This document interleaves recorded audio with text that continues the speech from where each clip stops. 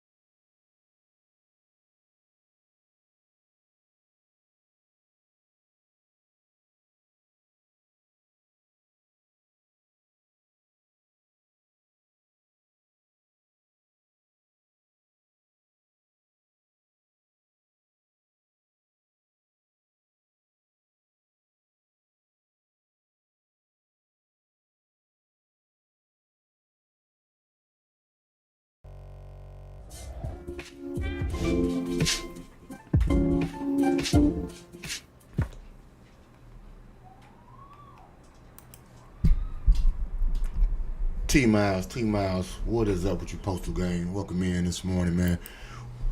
Feeling a little better. Bear down to everybody, man. We are going to try to get into some concerns today, bro.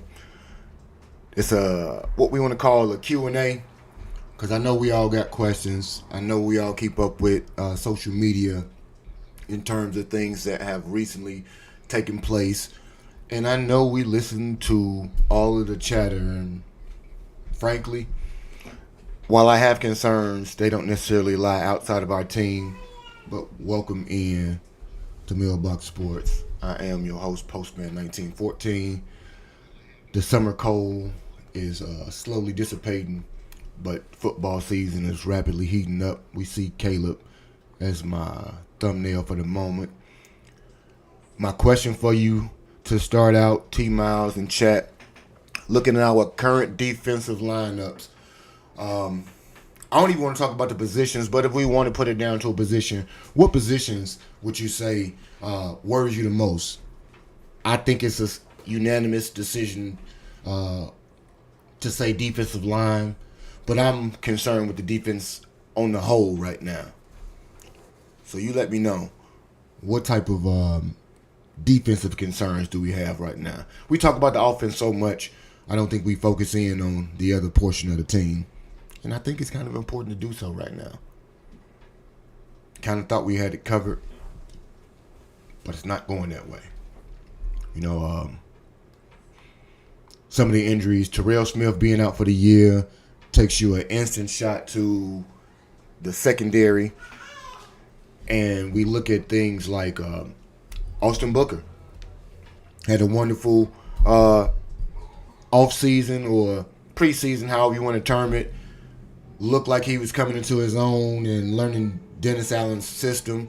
I think he had 4 sacks in 2 games. So I think he was, acclimating himself very well. He is now placed on the injured reserve with the opportunity to return in 4 games. So week 5 is the earliest he would return, and is week 5 our bye week? So he come back week 6 at best, I'm believing, which is an obvious ding to the pass rush. And T-Miles says pass rush and safety. Okay. And you look at it safety-wise, any updates on Brisker? Has he returned to practice, or will he return to practice today? I hadn't been tapped in this morning to figure out exactly what's been going on in the Bear world. We do got some ESPN going. Maybe I'll see if any of that comes back up in terms of what's the word I'm looking for? Active news that we can use. My apologies. And so I really want to know. We talked about what we think is the pass rush being utmost importance. I haven't seen much from Dayo or Dangbo, however they want to classify the young man. Hadn't seen much to give me a lot of hope.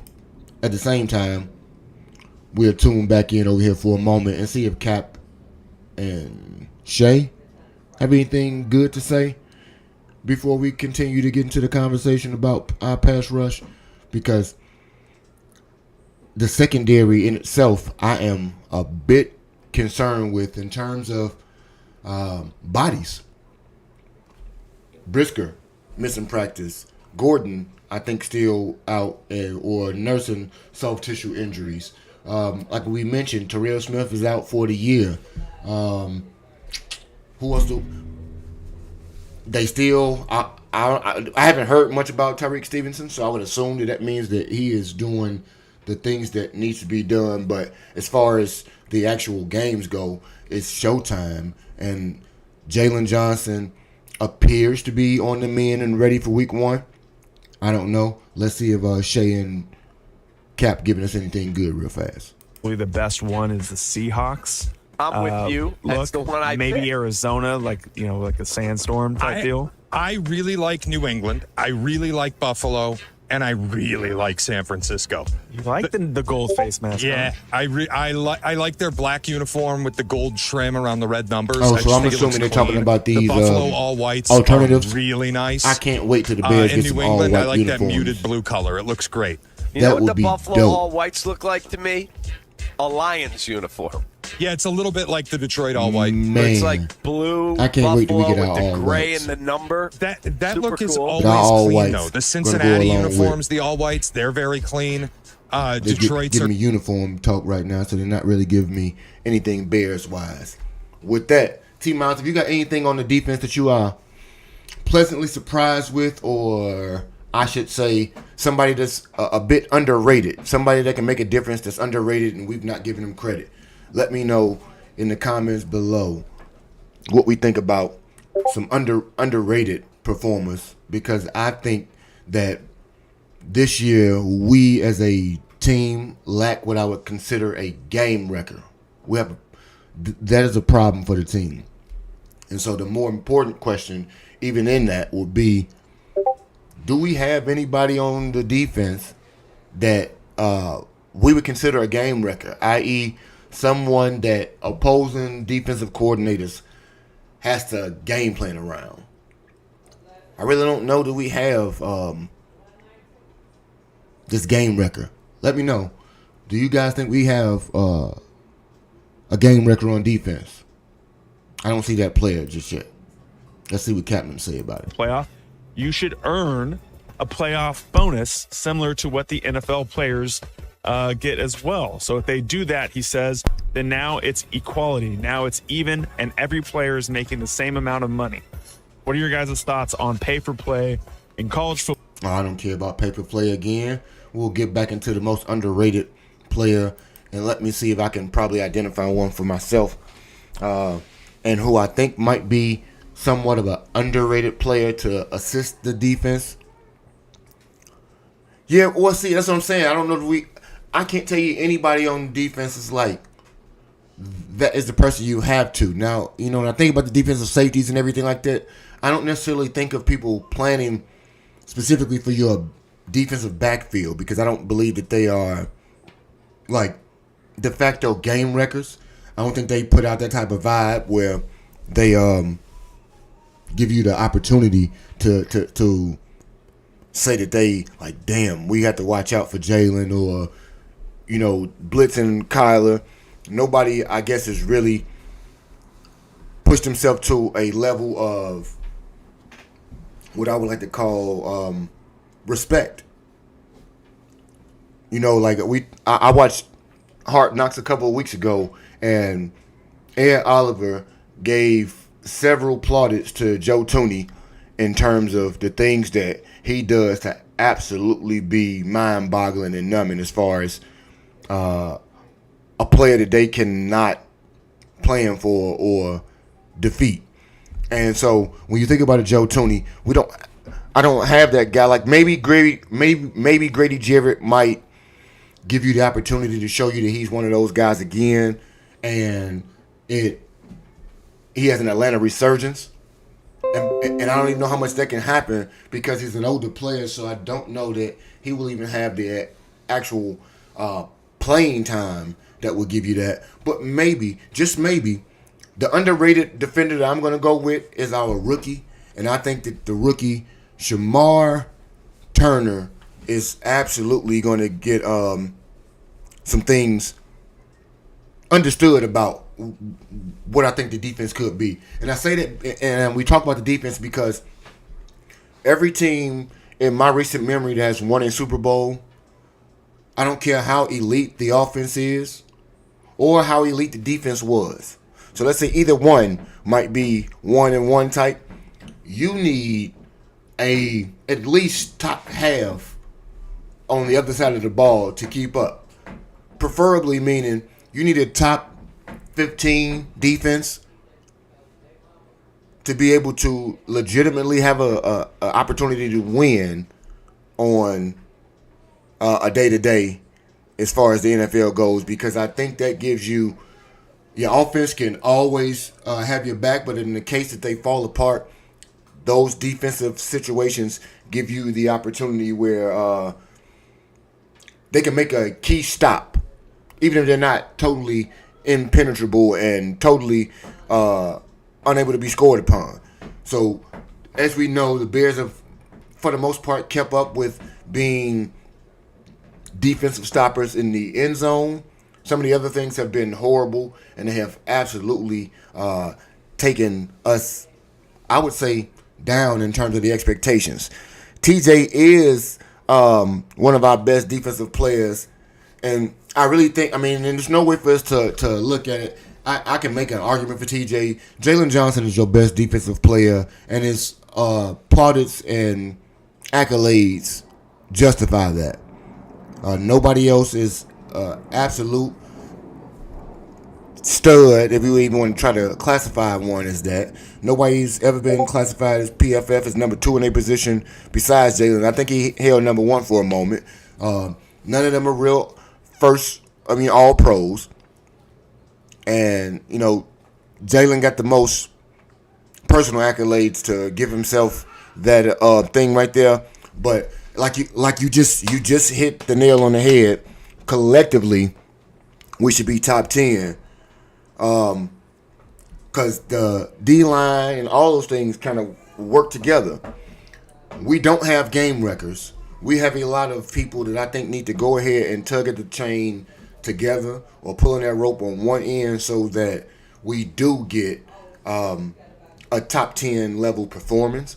What we're trying to see, I guess, is are we relying, or do you think Bears fans are relying too heavily on breakout performances? Because, we talk about the Austin Bookers. We talk about Montez giving you these double-digit sacks, which he's typically not known for.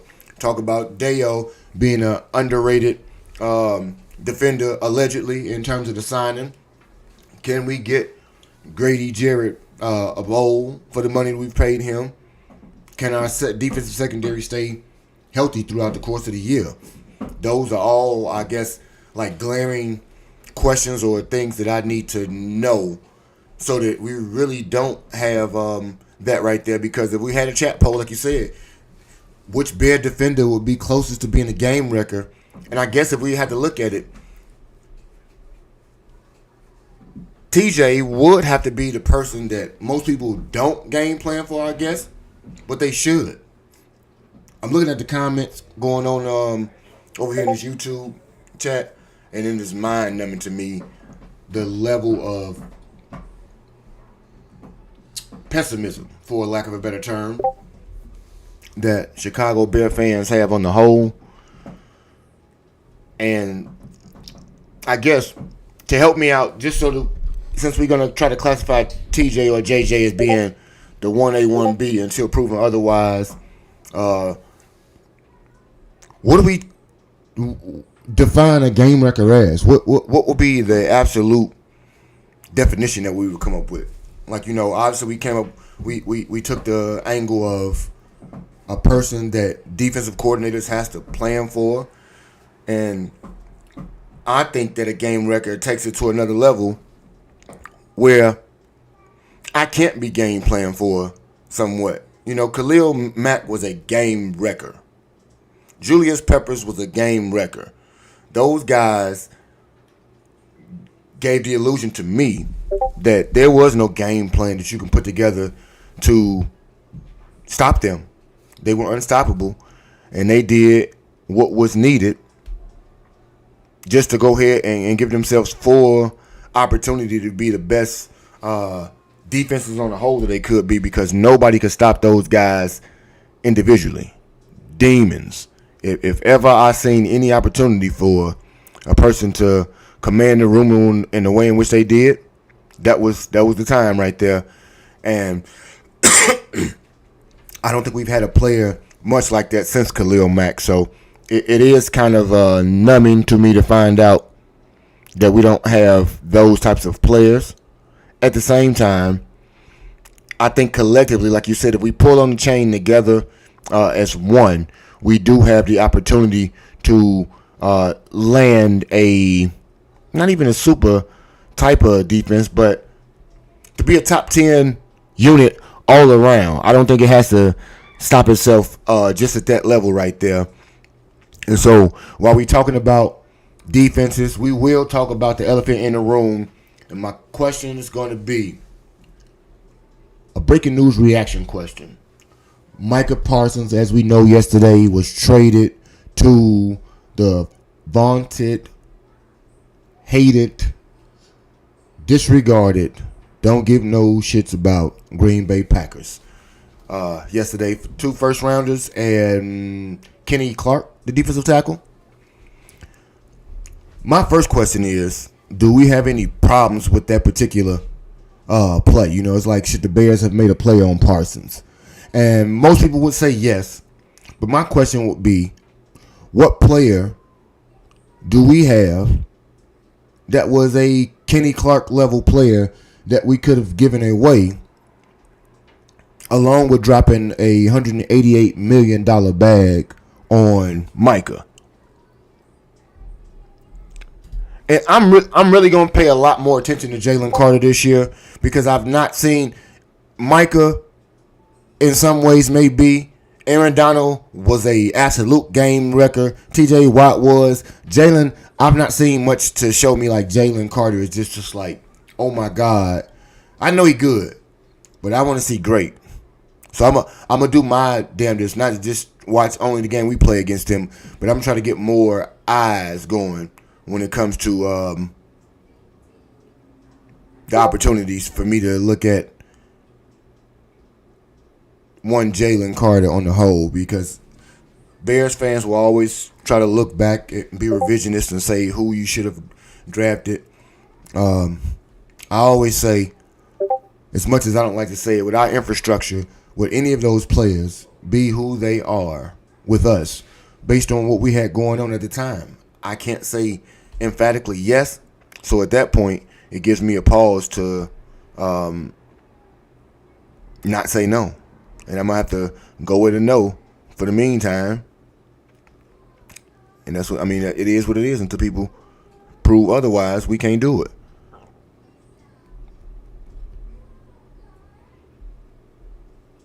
Give me a moment here as we try to see if I'm getting a response to my breaking news over here. I don't really got it.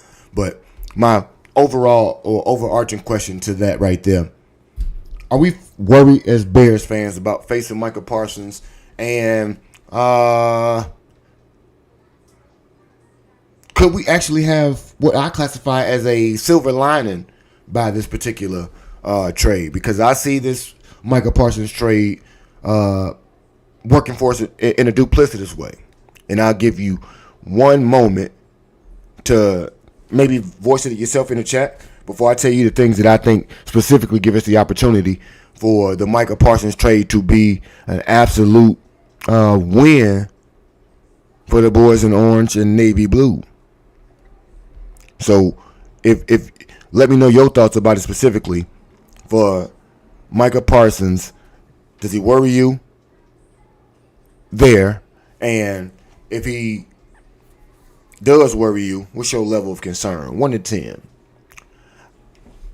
Because personally, he makes their defense better, obviously. I just don't know that it makes the defense or his team, his new team, I don't know that it does very much to help them out at all, in the sense that I don't like the Packers roster top to bottom as much as I guess Vegas has them winning the NFC North now better than other teams. I may be jaded in the way in which I look at it. I may even have bear-colored glasses on when I look at the Packers roster. But please explain to me where this Herculean team is just popped up because of Micah Parsons, because they're going to have to show it to me on the whole that is what they want. Give me one moment, everybody. I need to make this happen.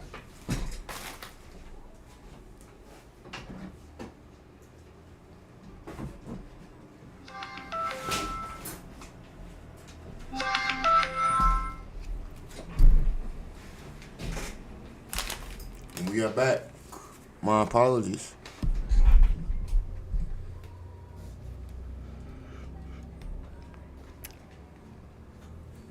He said, no worries. Bro, now, while we talk about somebody being at Caleb every week, that is the part that I think gives us the best opportunity to speak about what this does as a benefit to the Bears. Because the Bears, as we know, play week 3 is when we play against the wonderful Dallas Cowboys. And they will not have a Micah Parsons. That is one of those, I guess, flip games. And I don't think that even somebody of that magnitude is really going to help them. Now, you do got people who feel strongly about this, T. Miles, and they say a plethora of pass rushers who have combined, who we hope combined can get 13 sacks. Micah can get that on his own. Others say that get Dayo and Jarrett is a fireable offense. And might I add to you, these people who are saying this are really not Bears fans. And shout out to Micah Parsons for getting his bread. Even if I'm not a Packer fan, I will speak to the fact of a 4-year, $188 million deal. Not specifically known to me the details in terms of his overall guaranteed money signing bonus, so on and so forth. But I do know that the young boy got his bread, and now all of a sudden, I know that back going to feel real fine. And Jerry, America's team is no longer America's team, and it hasn't been for a long time. But now, our questions go to the Bears and their defensive line. Yes, we do not have Micah Parsons. No, we do not have Trey Hendrickson, and we will not be getting those guys. And so we may lack stars, but we got solid depth. And so my question to you, what, if any, after we've seen roster cuts, we know what guys are still free agents. You know, the older guys, the Jadeveon Clowneys, the mercenary types that they want to classify. When you speak of a guy like a Zadarius Smith and so on and so forth, what types of guys are still on the free agent market, the waiver wires, anything like that, recently released players? What guys should Ryan Poles be calling today if I were to ask anybody in the chat? And I say that because even though the topic of the conversation is steered towards defense being the most important thing to talk about today, because we do have a variety of defensive injuries, make no mistake that DeAndre Swift has been the only person that has been getting, reps besides DJ Moore at the running back position. I'm not certain if the practice squad players have taken hold, the Ian Wheelers. Not sure if they brought Britton Brown back just yet. But as of right now, for week 1, we do not have an extended running back room. I was never a person to be concerned with adding names. I do not necessarily want to just have one or two bodies. So I'm curious to see. If if any type of updates should be given to us as far as a Roshan and Kyle Monangai. But we talk about the Noah Sewells and everything like that when we get into the crux of it all. It is important in some ways, I think, when we try to figure out exactly what's going on. Now, we should pick up Shiloh. I hope they don't say Shiloh, because we damn sure don't need no Shiloh. Shiloh is not a good football player, man, in my opinion. Shiloh is an older guy, like 24, 25, played for your daddy. You was decent. You're not an NFL level player. I will stump for Shador all the time. If you want safety help, they just went and got Jalen Johnson back. Jalen Jones. I'm not certain. Does Jalen play cornerback or is he a safety? I know they just went and got a Jones to pick up for us right there, and I'm curious to see even let's even see right now while we're here. Does anybody have any here corner? Because we're gonna get into some rumors. Do we have anything for the Bears that might help us out on the whole?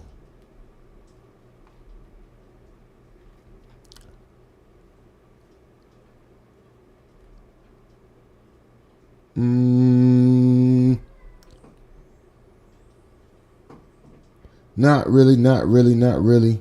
So we back to the tube over here.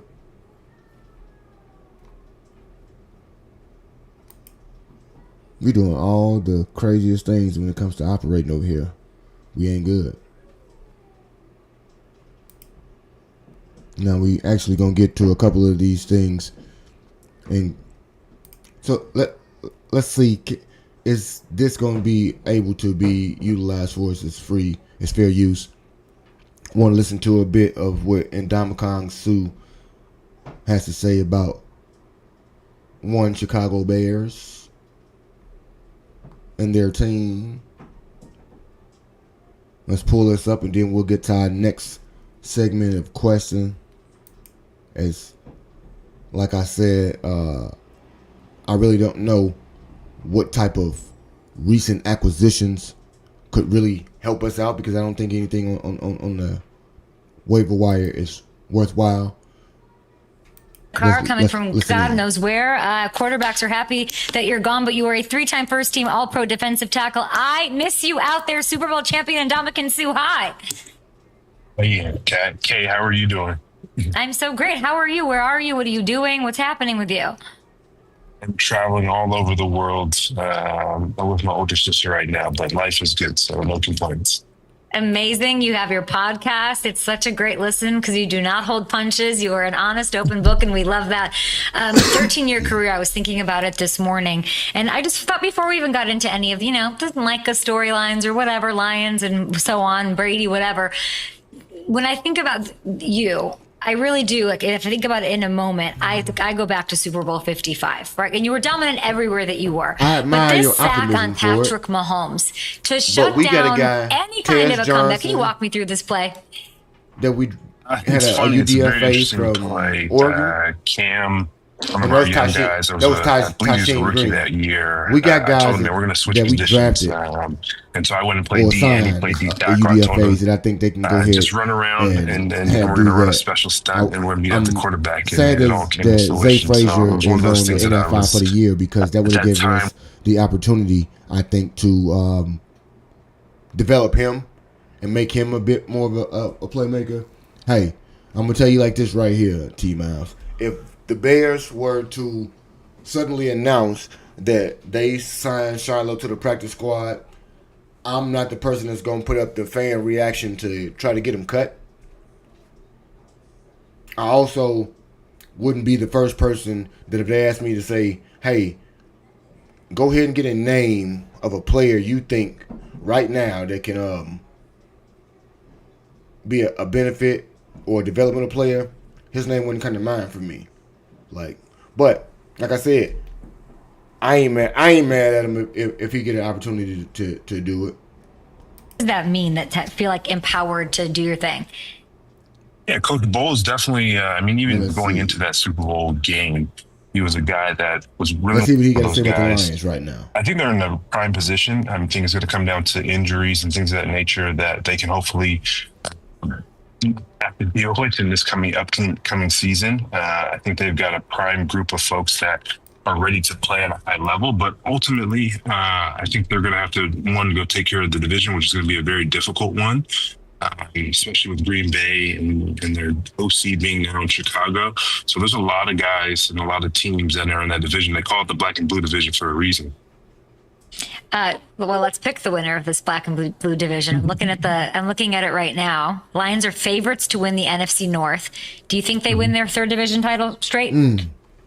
I definitely think they have 50 an to opportunity win. to. But again, I think Hey. it's a very, very tough division, very wide open. I'm gonna throw me a shekel or two. Behooves me not to even mention plus Minnesota 550 and the for the run that Bears they to had win the last division. year in I don't themselves. think it happens. It is wide open. necessarily. I think the Bears are But if going to it- be silent killers, and they're going to create a lot of havoc. I'm just curious to see what Caleb's able to do, especially in his second year. But I think the Detroit Lions will pull it out, though. What makes you think the Bears will be a silent killer? I think some of the defensive pieces that they have when I've looked at that team, but ultimately I think that coach and really that general team is going to rally and find a way to be able to be competitive no matter what. So I think Caleb and that offense are going to find a groove as they started to do later in the season from last year from my recollection, and they're going to be a team to be reckoned with. Ben Johnson was on the staff when you were in Miami, Sue. Yeah. When you think about that, with that smile, where does your head go when you think Ben Johnson 2015? Did he have this in him? Was he as much of a intense madman creative guy? Could you see this path for him then? I wouldn't say I could see the path, but I could definitely see the likability of players gravitating towards him. He was more on the offensive side of the ball. I believe he was a tight ends coach at that time, but I still had great interaction. Now, let's get into that. So he says the Bears can be silent killers. If he believes Detroit to win the division, and he says that he likes the pieces that we have on defense, as much as we think we don't have these game records, as we started the conversation to talk about T-Miles, it is encouraging to me, at least, to see a person like Ndamukong Suh speak to the level of satisfaction in the personnel that we have. He didn't even mention the coaching staff to be able to put them in opportunities to succeed overall. He just spoke to the absolute situation where he likes the pieces we have on defense and he likes the potential of Caleb. So he mentioned very little about the offense on the whole right then, without speaking about Ben Johnson, the OC that was, and I guess he never experienced the opportunity of having Ben be the OC when he was in Detroit. He knows Ben from his days as a tight end coach in Miami. So that is something that's refreshing to see that he saw Ben early on. He'll give you an answer as to whether or not he saw any of those madman tactics or the maniacal type of sensibilities that Ben displays as a head coach thus far. Nonetheless, it is encouraging to me, and we talked about that plus 550. That is why I think it's a sound investment, no less, to make a bet on that 550. Because if you make a bet on that 550, T Miles, let's say $50, you're going to at least have 225 that's coming to you at the end should you win. However, if you don't, if the Bears do as well and become the silent killer that Ndamukong speaks of, that gives you an opportunity on places like Prop Swap and other places to sell said ticket, or even on whatever site you make it. You may have the opportunity for a buyout, a straight cash out right then, straight cash, homie, to get it while the getting's good. So let's say they appear as if they're going to go ahead and give you that business. At that point, now we get to see the gotcha moment, and you look to finding out whether or not those guys are going to be able to give you, what's the word I'm looking for? Return on investment in terms of your betting dollar. So just look at it that way. Let's wrap this up right here, and then we'll get into some conclusions before we end the day. With him and competing. And so ultimately, I think he's well deserving of it. He's proved it throughout the years and worked himself up through the ranks. And then ultimately, you got to remember that him and Dan Campbell are very similar in how they're cut from the same cloth. Hard-nosed, hard-working people. They were both actually in Miami at the time. And Dan was our interim head coach my first year. So he definitely knows what he's going to do. And be able to create something special there. When you're there and you're with Sky Sports, which is you've been crushing on that with your podcast, and I remember you were at Broadcast Boot Camp. Okay, so I think he's gonna get to broadcast boot camps and everything at this point. Nothing more focused on the Bears. What I do like is that he already can give you an identity to say that he shares the same personality that Dan Campbell has. So it gives, I don't want to say even credit, but it hints at the possibilities of him executing and doing things the way in which Dan did. And Dan has done some successful things, albeit quirky at times. Every coach that is dominant in their job has the opportunity to develop, cultivate, and harness talent. And so in that regard, I would hope that Ben is able to be a silent killer, just like it is expected of the Bears. I hope that some of our training camp standouts do things for us. Who impressed you most, as though that last training camp ended? As I got a bit of news, I don't know if anybody else heard, but Karan Amagaji, as I may have prognosticated or spoken of before, would eventually get opportunities to be the heir to the throne and being a guard as opposed to a tackle, which I always kind of seen him as. Unfortunately, seemed though he was a developmental talent. Trey Smith was a 3rd round pick. He is also was the heir apparent to Joe Tooney. It's mighty ironic that these days Karan Amagaji is the backup left guard, getting snaps behind one Joe Tooney. Look for that to be something we keep up with early on or throughout the season in terms of depth and the potential that it could render, as Ryan Post has not been overly successful with 3rd round picks. When we talk about Velus Jones, when we talk about the Zach Pickens of the world, things like that, you hope that Karan Amagaji has this year be a better year to prove that Ryan has in fact turned the corner, and we can see fruit be bore from those particular decisions. Let's try to predict what defender we think right now will have the biggest impact on the Bears at the end of the 2025 season. I want you to drop that comment below. Make sure we like, share, and subscribe to all of the content on the page. Watch time is the goal right now, so go back into the archives, dig into the mailbox, dig into the sports shorts. Let me know things that you think we can make from shorts into videos, what things we can react to in real time, and what other ideas might be appealing to you. We got some things coming up for the regular season in terms of Postie's Player of the Week. We're going to continue on with the stamp of approval moving forward week to week. If you can, come up with your own starting 11 projection. Hopefully everyone's back from injury, but if they are not, tell me what is your predicted front seven.